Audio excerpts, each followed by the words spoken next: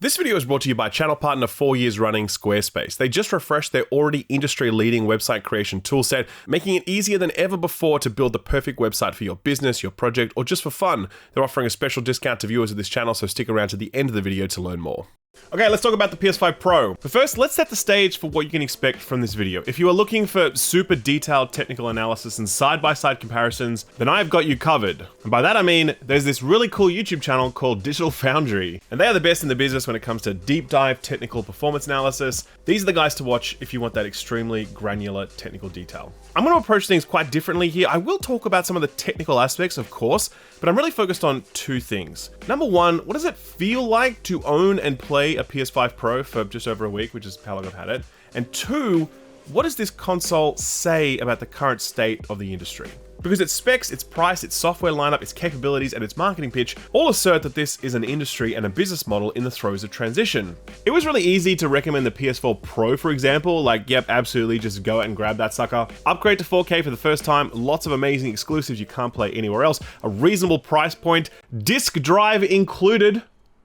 That was all an easy sell. In contrast, the PS5 Pro is, well, like, very complicated. And while it definitely has a value proposition, that proposition is both more niche and also faces much stiffer competition despite this being the only Pro console on the market right now. So with all that out the way, let's begin.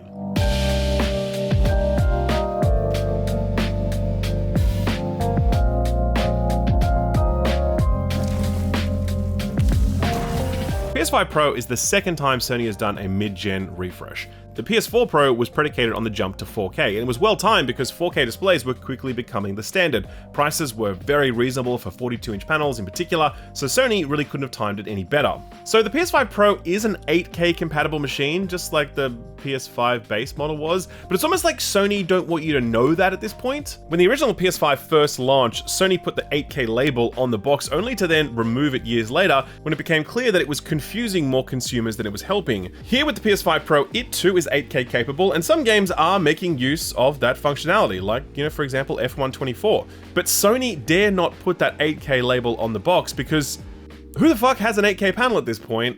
Or who's even thinking about getting one? Putting that aside, if Sony were pushing this as a marketing point and a whole bunch of games were trying to support it, the PS5 Pro is going to really struggle to output an 8K image a lot of the time, and when it can do it, it'll only be able to do it at 30 FPS. So just in case anyone ever comes to you and they're like, hey, should I buy a PS5 Pro so I can play 8K games? I mean, no, that's really not a thing we should be talking about very much right now. So with that off the table as a selling point, what are Sony pushing as the main talking points for this new hardware? Well, it's three main things. It's more graphical power, courtesy of a larger, more powerful GPU. It's AI upscaling, courtesy of PSSR, which we'll talk about later. And it's better ray tracing more often.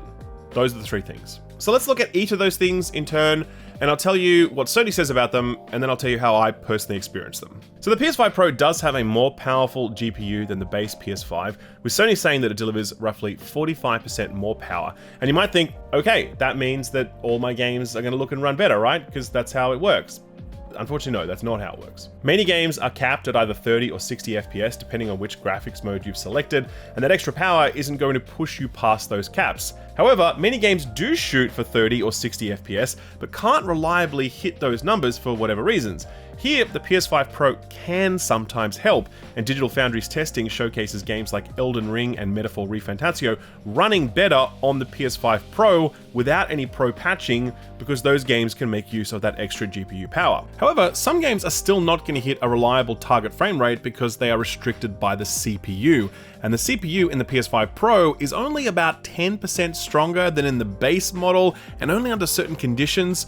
Again, Digital Foundry demonstrates this really well in this Cyberpunk demo, where the PS5 Pro is only bringing a very minor bump in performance due to how famously CPU dependent Cyberpunk is. So what did I experience in my testing? Well, I tested more than a dozen games, and I will tell you that I might have felt some minor increases in frame stability in games like Helldivers or Monster Hunter Wilds, which I did actually get to test while the beta was running. Outside of that, it didn't feel like my unpatched games were running noticeably better on the PS5 Pro, and none of them felt like they were running 45% better, that's for damn sure. Ultimately, the PS5 Pro does have more horsepower owing to its GPU, but without a larger CPU bump, the benefits of that power are going to vastly differ from game to game. Having said that, no game that we've played was developed with the power of the PS5 Pro in mind, and so future games will very likely be able to make use of that power in more consistent ways. For now though, don't expect to open up a brand new PS5 Pro and for all of your games to start looking and running better, because that's just not how this works. If they get a PS5 Pro patch, they very likely will look and run better. That's more related to the second thing we need to talk about, which is PSSR. So for quite a few years now, talking about graphical hardware alone leaves out a very important part of the overall discussion, because there's the hardware that does the native rendering, and then there's the way that natively rendered image is upscaled to bigger resolutions. We're talking mostly about NVIDIA DLSS and AMD FSR, and these are the technologies that have allowed us to play AAA games at 4K max settings, ray tracing enabled. Because even the most expensive top-end GPUs cannot do that without the assistance of upscaling. Like, that's, even to this day, that's still not a thing. PS5 has always had access to various upscaling technologies, and that's essentially how we got access to performance modes. We had a 4K fidelity mode running at 30 FPS, and then we had a performance mode which didn't look quite as good, but it ran at 60 FPS. This is really important because it's actually the central pitch of the PS5 Pro, and it was from the very moment that Sony's high-tech priest Mark Cerny revealed the console to us. He said that with the PS5 Pro, you get fidelity level resolutions and image quality combined with performance mode frame rates. And the way Sony were planning to deliver this was through the implementation of their own AI-assisted upscaling tech called PlayStation Super Spectral Resolution, or PSSR. So when a game is patched for PS5 Pro, new graphical modes become available in the menu, and they're called something different for each game, by the way, which is actually really confusing. Like, some of them will say Pro Max and PS5 Pro Fidelity, just fucking bullshit. There's so many of them, okay? I played 12 games and I swear to God, each one of them had a different nomenclature for this. So I feel like developers just need to figure this out and standardize this, because otherwise it's going to be very, very confusing. Anyway, amidst all the options is going to be one that is exactly what Mark Cerny promised: a great looking 4K image running at 60 FPS. So all of that sounds really impressive as you describe it that way, because I think it kind of creates the impression that the image quality that we got on the base PS5 when running in performance mode was a significant downgrade versus the 4K fidelity mode, right? But that wasn't really my experience, like, almost ever. Like, most of the time, the image quality of the performance mode was still really great. And so the delta between the 4K mode, fidelity mode, and the performance mode was really small. Most of the time, that loss in visual fidelity was very minor, and the upside that you got for giving that up was a doubling of your frame rate. So I personally never really worried too much about it. I was very cognizant of this as I was doing my testing with the PS5 Pro this week, because in almost every game that I tested, the PS5 Pro did produce a better image, but I really had to look for it. Like, I really did. I mean, maybe you can see it here in this clip from The Last of Us Part 2. The vegetation is more distinct in the Pro mode when compared to the performance mode. But maybe you can't see it if you're, like, watching this on a phone, or on a, like, you're watching at a low resolution, or like there's a lot of light on your screen right now that you're watching. Do you know what I mean? Like, it's that degree of minor that it really, yeah, it's not always super easy to see it. In fact, it's quite hard to see it sometimes. Even I, playing on an 80-inch 4K screen, sitting around 8 feet from it, I really had to look to see how much of a difference this mode made. Not just here in The Last of Us Part 2, by the way, but in basically every game that I tested. The one exception to this was Final Fantasy VII Rebirth, which always had a really, really shitty looking performance mode. Like, the worst of all video games on the PS5, I think. Like, it was so bad that many people actually chose to play in quality mode rather than performance mode, because the image quality of performance mode was just so bad. Here on the Pro, it is night and day. This is a vastly better looking game. It's honestly like you've gone from low settings on your PC to high. Like, that's genuinely how it feels to play this on a PS5 Pro. But that was the only game that really made me feel like the PS5 Pro was a new, better piece of hardware that was delivering me something that I couldn't get on the base model. And with roughly a dozen games tested, it would have been nice to have felt that feeling a little more often.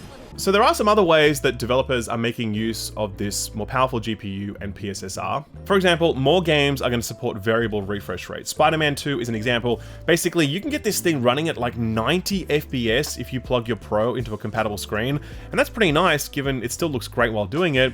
I think we'll definitely see some more games embrace variable refresh rates in the future, but I think it'll still remain a fairly niche offering given that many consumers just don't understand it, and I think most developers are going to want to direct the Pro's power into more visual fidelity at 60 FPS rather than pushing more frames. The other thing that developers are doing with the extra power of the PS5 Pro is really dumb. So some games are offering like a Fidelity Pro mode, which is meant to create like an even better quality image than the Fidelity 4K modes we get on the PS5 Pro, but it knocks you back down to 30 FPS. A couple of games are doing this, most notably the Horizon games. This is Horizon Forbidden West running on the Pro mode at 60 FPS. It looks unfucking believable. Like, it is extraordinary how good this game looks for how well it is running. But look what happens when I turn on the Fidelity Pro mode. Look at how dog shit this runs now, 30 FPS, and what am I getting for it? Nothing. Like, if you want to run this game under like a subatomic microscope, you might see some improvements, but Jesus, man, what the hell are we doing here? Why are developers so obsessed with offering a 30 FPS mode on a console that promises that you don't have to have that anymore? Like, that's absolutely wild to me. Doesn't make any sense. Anyway, TLDR on PSSR is that yes, it does deliver a really great 60 FPS or above experience, and yes, it does deliver better image quality, but most of the time, it's a minor improvement over what the base PS5 performance mode is offering, at least as it relates to already released games. And this is the important part. I have a lot of faith that future games will be able to make use of this extra GPU grunt and PSSR in ways that are more discernible. As future games strain under the limitations of the base PS5 hardware, the extra headroom that Pro provides is going to create a larger visual delta. But it's not here right now. Like, it's just not, except for like Final Fantasy VII Rebirth. So I think, you know, definitely keep that in mind if you're thinking about whether or not you need to have this console like right now. And that sort of brings us to the third major promise of the PS5 Pro, better ray tracing. This is Sony saying that their hardware makes it easier for developers to implement ray tracing and for that ray tracing to be better. So this is, again, really tricky to unpack, so here's the shortcut. Even on this hardware, which is $700 US, ray tracing still requires massive trade-offs that are just not worth it. Generally speaking, there are some exceptions to this, but like, generally speaking, that's the experience as it stands today. This should not come as a huge surprise because, as I said earlier, even top-end PCs worth like $3,000 are still going to struggle with ray tracing because it is just so taxing on the GPU. So the idea that the PS5 Pro is going to get cyberpunk looking like it does on an RTX 4090, that is just not going to happen. Having said that, F124 on the Pro does support on-track ray tracing, and it seems to do it with very little compromise. Spider-Man 2 on the Pro supports ray tracing while playing at 60 FPS, and that sounds impressive, but the base PS5 did that too. And so for whatever reason, Insomniac have added a new ray tracing mode to the PS5 Pro that somehow gives you like better ray tracing that honestly I couldn't even really see the difference, but it knocks your game down to 30 FPS. Hogwarts Legacy also gets a Fidelity ray tracing mode here on the PS5 Pro. As you can see, it makes the floor really shiny at half the FPS. You're capped at 30 in this mode compared to the regular 60. Same goes for Alan Wake 2, where Remedy's very deliberate use of reflections and lighting are some of the best showcases of just how good ray tracing can be. But it's capped at 30 FPS when the other mode already looks fantastic and I can run that at 60 FPS. And even on a game like Alan Wake 2, where frame rate is less important, I'm still going to choose the 60 FPS option. My point is, similar to how it is in PC gaming, ray tracing is often too expensive to toggle on, and given that that's a problem that only vast amounts of money can solve, I'd be surprised if the PS5 Pro really distinguishes itself as a truly ray tracing capable machine. For me, this kind of feels like the 20 series GPUs, which, you know, kind of introduced ray tracing, and they could technically do it, but it was just way too much of a trade-off. And for me, I feel like it's not going to be until the PS6 that we really start, you know, expecting ray tracing as a standard without the level of compromise that we have to make right now. In addition to all of those core features, the PS5 Pro also promises image enhancement for PS4 titles. It's really subtle. I mean, I tested it on Bloodborne and I really couldn't see too much of a difference. Digital Foundry noticed that UI elements look a lot sharper, which I guess is true, but yeah, definitely don't expect your PS5 Pro to get Bloodborne running at 4K 60. And that's kind of it in terms of the overall offering of the PS5 Pro. It's a GPU that makes some games run better now, but will probably help more games in future.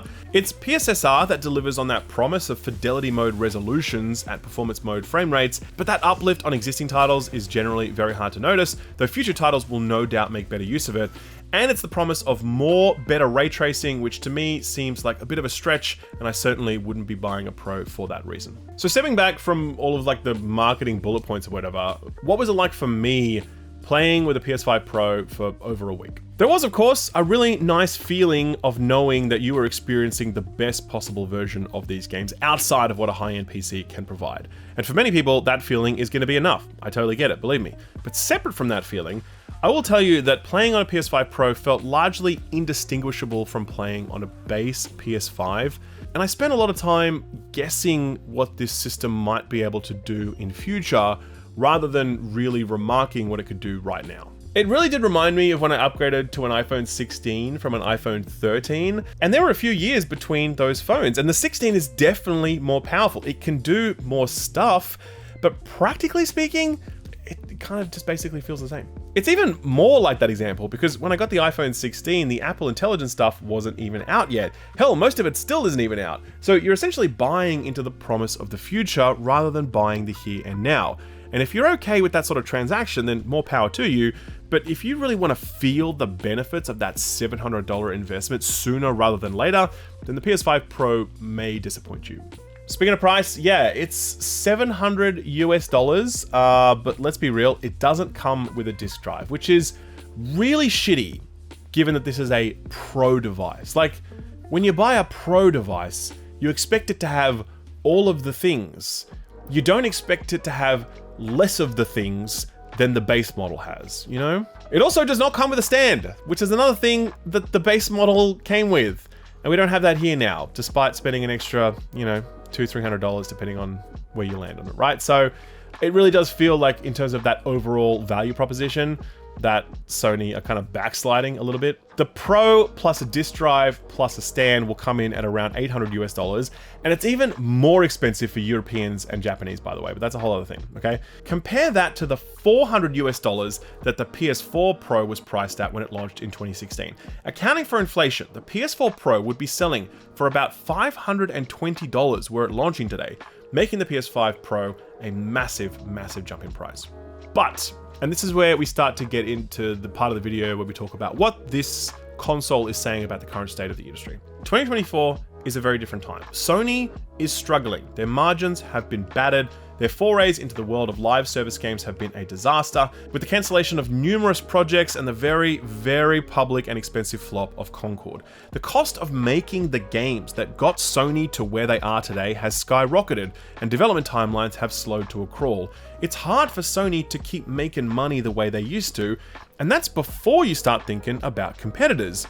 Nintendo are still doing their Nintendo thing, propped up by the phenomenal success of the Switch and their rich library of IPs, but Xbox now own the world's largest video game publisher, Activision Blizzard King, and they've essentially abandoned their exclusive model on which the console wars were based.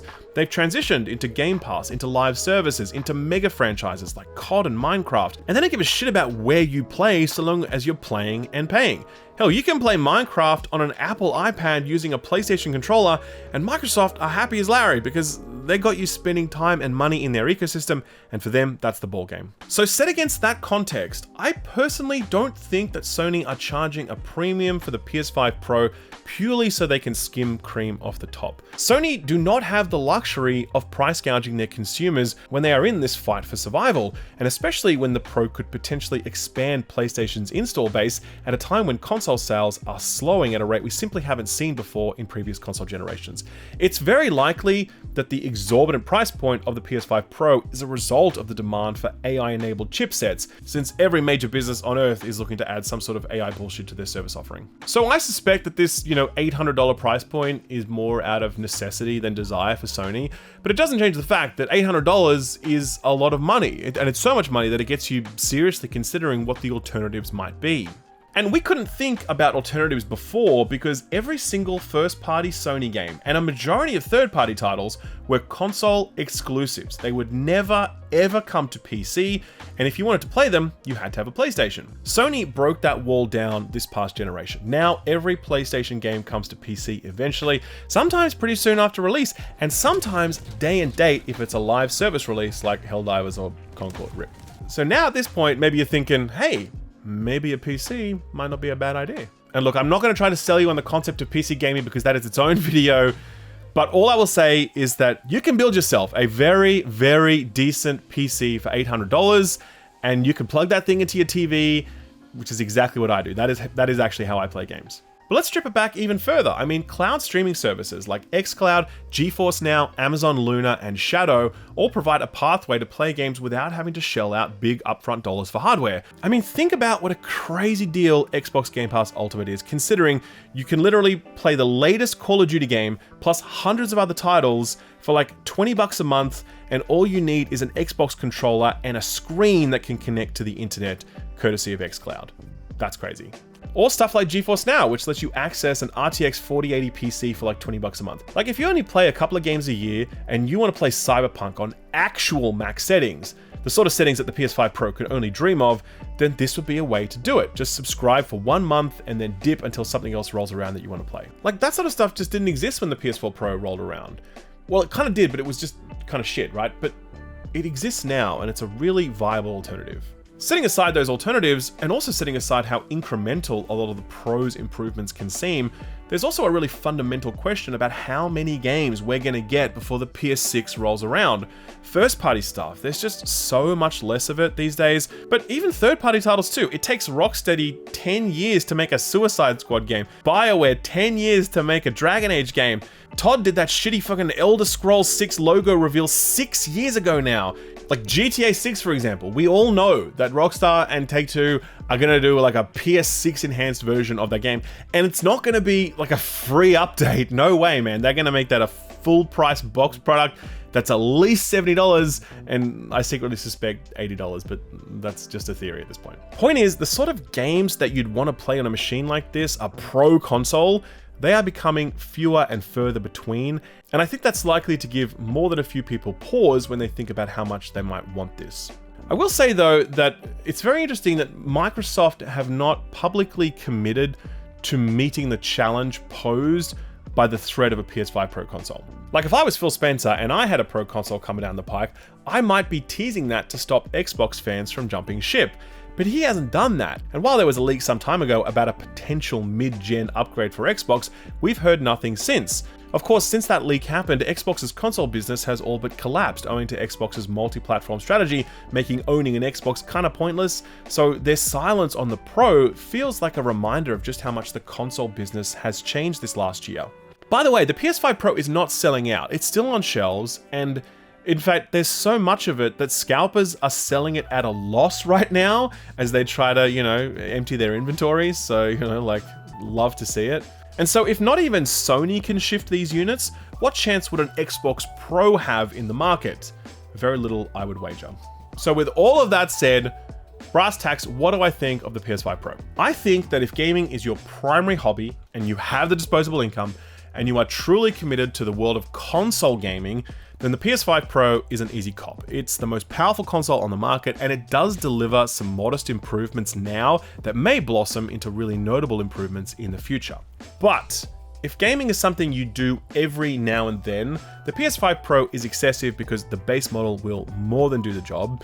If you're strapped for cash, I think you can wait on picking this up because what it offers right now isn't that impressive, and you can judge how worthwhile that upgrade might be when stuff like GTA 6, Ghost of Yotei, or the next thing from Sony Santa Monica rolls around. And if you are at all interested in the world of PC gaming, then I think you're going to be very pleasantly surprised at what $800 could get you, either with your own PC hardware or with a cloud streaming subscription. Sony's changes to their publishing model are a double-edged sword, making their hardware inherently less attractive, but enlarging their potential software sales base. It's really up to you to choose how and where you want to play, and I think my biggest takeaway from the PS5 Pro is that it doesn't make a compelling case for Sony's hardware being essential, and its price point doesn't make it a guilt-free indulgence. Given the sorts of internal and external pressures that Sony are facing, and given the fact that the Pro is still readily available on shelves, it feels like Sony missed the mark here a little, and I really hope the value proposition of the Pro sharpens up over time, either with a more competitive price point or with the value of its tech shining through more brightly than it does right now. But that's it. That's all I got for you. Thanks very much for watching. I'll see you next time. Bye-bye. A lot of people ask me how to break into the games media business. There are plenty of ways to do it, to be honest, but for me, I like to write. I like to write my scripts. I very rarely do anything off the cuff. Writing gives me the time to think things through and make sure I actually say what I mean to say. If that's something that appeals to you too, then I really think having a place where you can write and publish your work is super helpful. And if you want to create a space like that for yourself, then consider doing it with this video's sponsor, Squarespace. For years now, Squarespace have been the very best in the website creation business. Their tools are second to none, making it super easy to create a website no matter your experience building websites. You could be a total beginner, and Squarespace's tools will let you build a professional looking website in mere minutes. The ease of their tools lets you focus on what matters most, your writing. You can write with the confidence that when it's time to publish, the process will be simple and will always look great. Squarespace isn't just about the front-end experience though. It's also got all the back-end stuff you need to make sure your website is surfaced in search. Every Squarespace website supports sophisticated SEO tools that are just as easy to use as everything else Squarespace offers, meaning you can be sure that the customers who are looking for you can find you. There's so much more that Squarespace offers, so if you'd like to check it out for yourself, you can visit squarespace.com to try it for free. And if you want to get serious, visit squarespace.com/skillup to get 10% off your purchase of a website or a domain name. A big thanks to Squarespace for sponsoring the video, and thank you for watching it.